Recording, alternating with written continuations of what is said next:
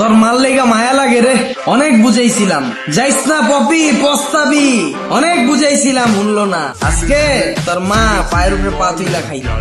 ওই তোর আমি কইছি না মানুষের বাসায় যে বেশি কথা কবি না, চুপচাপ বয়ে থাকবি, বয় না। পোলার উপরে জিদ দেয় না রে পপি, দোষ তোর না, দোষ তো তোর, সবই উপরওয়ালার খেলা। কি খেলা দেখাইলা রে মাওলা, দিল খুশ।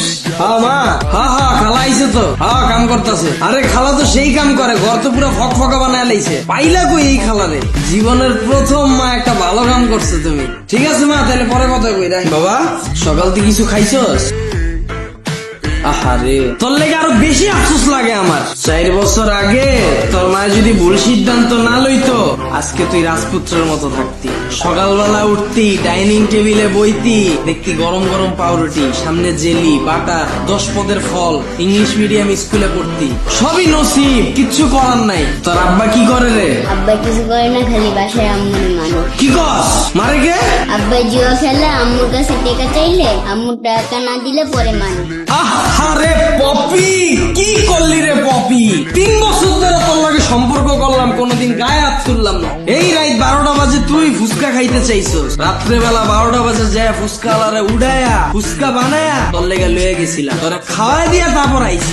আরে দিনগুলোর কথা মনে উঠলে বুকটা ফাইটটা যায় রে পপি, বুকটা ফাইটটা যায়। এই চল, কাম শেষ।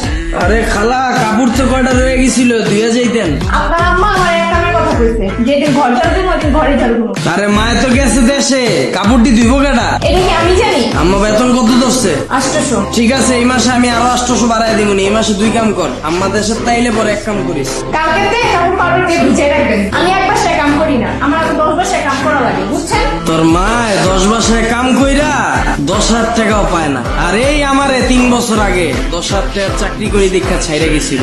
নসিব আসলেই একটা জিনিস রে, কারে কোন কই লয়ে যায় কি দেখায় কেউ কইতে পারে। তুই কই থাকস রে? ফলপট্টি বস্তিতে। কি কস?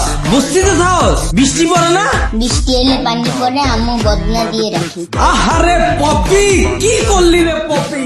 ইস রে, এসির বাতাস থুইয়া তুই বস্তিতে ঢুকছস বদনা লয়া। 4 বছর আগে আমার রুচি এত খারাপ আছিল, যদি ওই সময় বুঝতাম কচু গাছের লগে গলায় ধরে দিতাম, কেমনে ভালোবাসতাম এই কামের বেডি রে। আহারে পপি রে পপি,